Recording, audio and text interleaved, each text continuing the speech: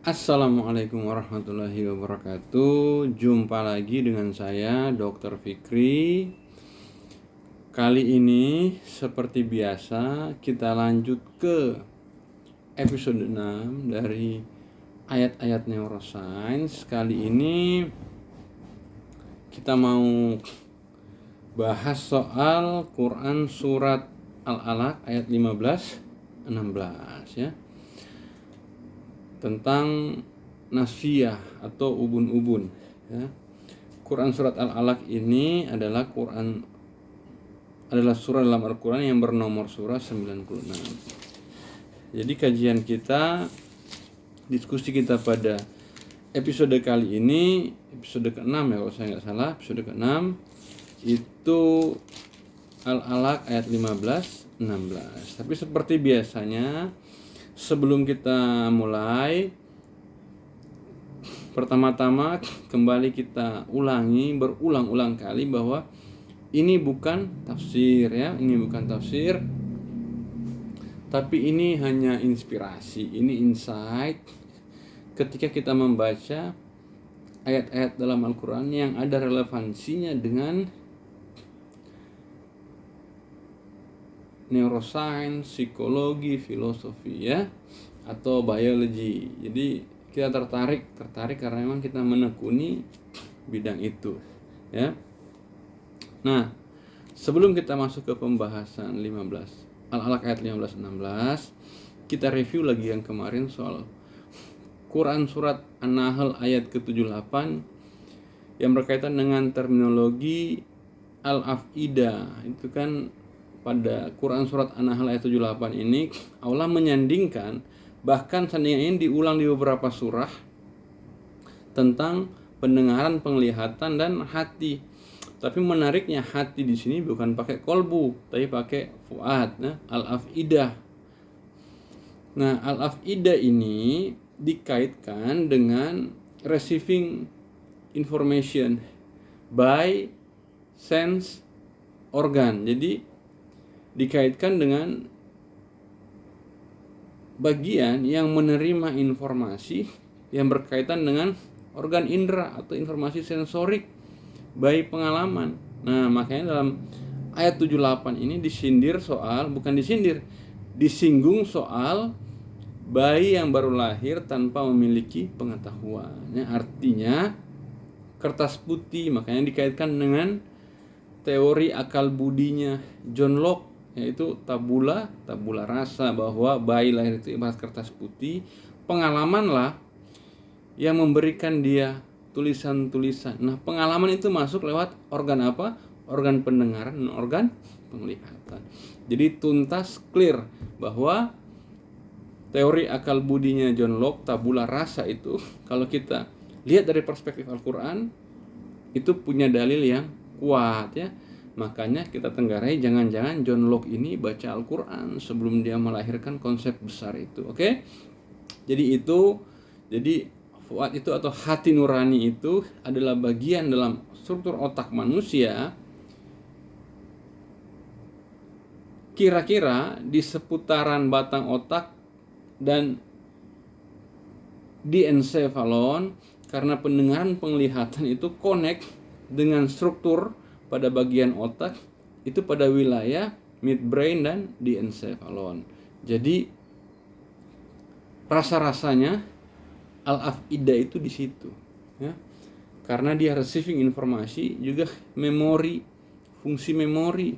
Ada daerah namanya hipokampus. Nah, itu kan daerah yang mengatur tentang memori ya. Memori, bahkan amigdala juga dikaitkan dengan memori. Memori yang berkaitan dengan emosi yang bersifat rasa takut, itu fungsi dari amigdala. Oke, kita nggak panjang lebar di situ. Kalau mau tahu lebih jelas, silakan review ke video sebelumnya, atau kita bisa siapkan forum yang lebih serius dan lebih panjang ya, karena menjelaskan konsep besar begitu dalam waktu 20 menit itu rasanya kurang pas. Nah, kali ini kita masuk ke pembahasan episode ke-6. Kali ini kita bicara soal nasiyah ya, Quran surat Al-Alaq ayat 15-16. Oke, kita bacakan dulu redaksi Arabnya ya. ayat Al-Qur'annya. A'udzubillahi minasyaitonirrajim. Bismillahirrahmanirrahim.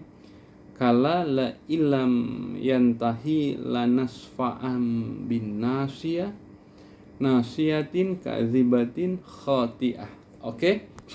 Jadi kira-kira begitu ayat 15 ini bicara soal ketahuilah jika dia tidak berbuat demikian maka niscaya kami tarik ubun-ubunnya. Jadi ayat ini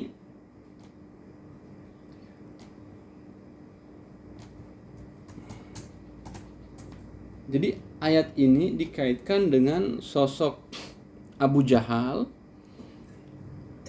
yang Abu Jahal ini menghalang-halangi Rasulullah untuk sholat, ya. Nah, ayat ini berikan peringatan untuk itu. Jadi kalau dia tidak berhenti menghentikan perbuatannya, perbuatan ini aktif, ya. Dia ini berkaitan dengan akhlak. Akhlak itu kan perbuatan yang disengaja aktif yang sudah dilakukan. Atau dalam konteks neuroscience kita kenal dengan istilah motorik, perilaku yang sifatnya motorik, yang dilakukan, yang diperbuat. Nah, dan menariknya ketika Al-Quran menyinggung perbuatan ini, yaitu perbuatan menghalang-halangi Rasul ini, maka Al-Quran mengancam dia dengan menarik ubun-ubun depannya, ya. Nah, ubun-ubun depannya ini kalau dalam terminologi translate yang dijelaskan oleh Syekh Hussein Nasr, itu nasia itu diterjemahkan dengan kata forelock. Forelock itu forelock, otak depan lah kira-kira, ya, ubun-ubun. Forelock.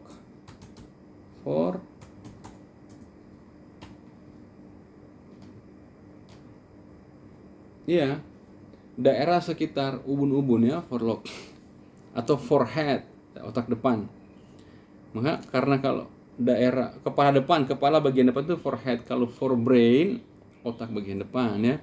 Nah, ubun-ubun itu terletak pada daerah kepala atau pada lobus frontalis. Area ini memang disebut dengan korteks motorik. Jadi coba lihat ini presisi Al-Quran.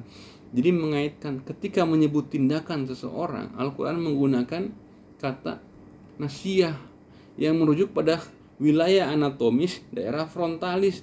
Daerah frontalis ini korteks motorik, karena daerah parietal itu korteks sensorik. Nah, jadi presisinya luar biasa. Ini memang hebat. Ya hebatlah, kalau nggak hebat bukan Al-Quran namanya. Jadi Syekh Hussein Nasr dalam kitabnya The Study of Quran, New Translation and Commentary, dia sebagai editor in chief beserta timnya itu menerjemahkan kata nasiyah dengan kata forelock dalam bahasa Inggris. Jadi kira-kira begini, nay, but if he chooses not, we shall surely seize him by the forelock, a lying and iniquitous forelock. Jadi otak para pembohong atau orang munafik atau pendusta dan durhaka. Jadi dusta dan durhaka itu tindakan aktif, itu akhlak, itu motorik, itu perilaku aktif, bukan perilaku pasif. Itu perilaku aktif yang ada relevansinya dengan lobus prefrontal di otak. Karena perintah motorik itu dieksekusinya di daerah frontal motorik, gitu, ya. Ada istilahnya homunculus motorik. Nah, ada istilah itu, ya. Dan memang daerah yang paling banyak diatur pada wilayah itu adalah daerah mulut. Mulut ini kan berkaitan dengan kata-kata. Jadi dusta itu, munafik itu, salah satu cirinya itu suka berucap bohong. Jadi memang ditarik ubun-ubun depan, ditarik nasiyah itu kan, nasiyah ubun-ubun depan yang berkaitan dengan frontal. Jadi presisi betul, meskipun memang struktur lain dalam motorik itu misalnya ada basal ganglia di wilayahnya, tapi chief eksekutifnya itu pada wilayah korteks motorik pada daerah lobus frontal di sekitar ubun-ubun otak depan. Jadi coba bayangkan, presisi betul Al-Quran menggunakan istilah nasia sebagai monumen anatomi, ya, sebagai anatomi simbolik dari perilaku dusta dan durhaka Abu Jahal. Begitu ya. Nah, coba cek lagi ya, kalau bukan Abu Jahal, Abu Lahab. Pokoknya antara dua inilah yang menghalang-halangi Rasul untuk sholat di Masjidil Haram pada kaitannya dengan surat Al-Alaq ini ya. Surat Al-Alaq ini. Jadi itu dia. Jadi kalau teman-teman belajar, jadi ada dua, satu serabut saraf sensorik yang mengakses informasi dari dunia luar maupun dunia dalam dibawa ke otak. Kemudian sebagai respon ada serabut saraf motorik yang mengatur soal perilaku, pergerakan tangan, perubahan postur, berjalan dan lain sebagainya, ucapan, memalingkan wajah, melihat dan lain sebagainya. Nah, area paling banyak pada korteks motorik ini itu area yang berkaitan dengan mulut atau ucapan. Makanya memang presisi betul.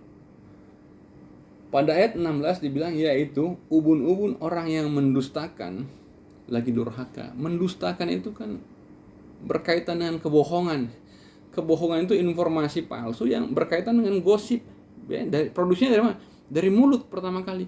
Makanya kalau dia tidak berhenti mau bikin kerusakan itu, mau berbuat yang demikian itu, maka otak yang mengatur gerakan motoriknya, ya, otak yang mengatur fungsi dia bertindak, bergerak dan lain sebagainya, berbicara, memalingkan wajah, melihat dan lain sebagainya, pusat otak itu kata Al-Quran akan kami tarik,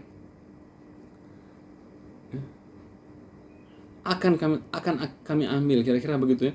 Jadi Al-Quran secara simbolik memberikan informasi bahwa area otak nasia itu adalah area yang berkaitan dengan kemunafikan dan kedurhakaan.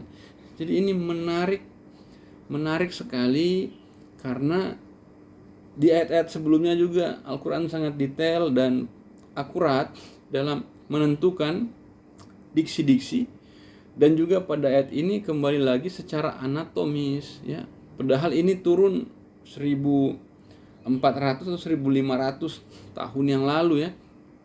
Belum ada alat pindai otak, belum canggih lah, tapi Al-Quran sudah presisi menunjuk area pada nasia. Dan nasia ini unik pada manusia ya. Jadi nasia, ubun-ubun depan ini area yang unik pada manusia, yang berbeda secara anatomis signifikan dengan hewan. Jadi memang makanya sifat bohong dan durhaka ini hanya eksis pada manusia, karena secara anatomis bagian otak ini itu hanya ditemukan unik pada manusia, tidak ditemukan pada hewan. Oke. Jadi sekali lagi demikian penjelasan kita. Ini lebih pendek ya, 14 menit saja, yaitu berkaitan dengan Quran surah 96 ayat ke-15 dan ke-16 yang mengkonfirmasi perilaku yang berkaitan dengan dusta dan durhaka itu dengan area pada bagian kepala depan, atau secara anatomi otak kita kaitkan dengan area otak bagian lobus frontal, di mana pada area otak ini di sekitar ubun-ubun itu memang by riset, dalil evidence-nya ya, sainsnya berkaitan dengan fungsi-fungsi motorik atau pergerakan atau perilaku, akhlak kalau dalam bahasa Al-Quran ini berkaitan dengan akhlak. Jadi ketika Al-Quran mengancam, ketika Abu Jahal ini tidak berhenti berbuat begitu, mendustakan ayat-ayat Tuhan, bersikap durhaka, dikaitkan dengan sikapnya menghalang-halangi Rasul sholat di Masjidil Haram, maka Al-Quran akan menarik ubun-ubun depan. Jadi sekira-kiranya kalau you nggak berhenti dengan sadar, maka kami akan paksa you untuk berhenti. Caranya memaksa orang berhenti itu dengan merusak struktur motoriknya. Makanya pada otak orang dengan gangguan otak, misalnya pada penyakit Alzheimer, itu yang rusak itu pada daerah korteks. Daerah korteksnya mengalami kerusakan. Korteks dan pada daerah basal ganglia berkaitan dengan gangguan motorik, makanya orang nggak bisa lagi bergerak secara presisi dan akurasi karena dirusak secara biological structure. Jadi luar biasa ya, luar biasa. Al-Quran menggunakan istilah nasia yang merujuk pada daerah lobus frontal atau daerah kepala bagian depan, yaitu daerah yang berkaitan dengan fungsi eksekusi motorik atau pusat pergerakan motorik. Oke, demikian kajian kita tentang surat Al-Alaq ayat 15-16 yang memuat informasi tentang otak pendusta dan durhaka atau the lying and the sinful brain. Oke. Jadi nasiah itu menyeratkan tentang struktur otak yang berkaitan dengan dusta dan kemunafikan dan kedurhakaan atau the lying and the sinful brain. Terima kasih.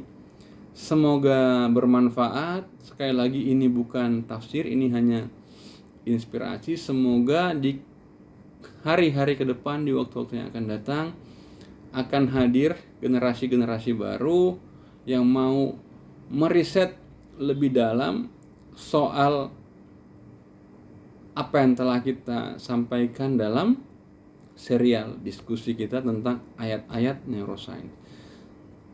Demikian, saya Dr. Fikri undur diri. Billahi taufiq wal hidayah. Wassalamualaikum warahmatullahi wabarakatuh.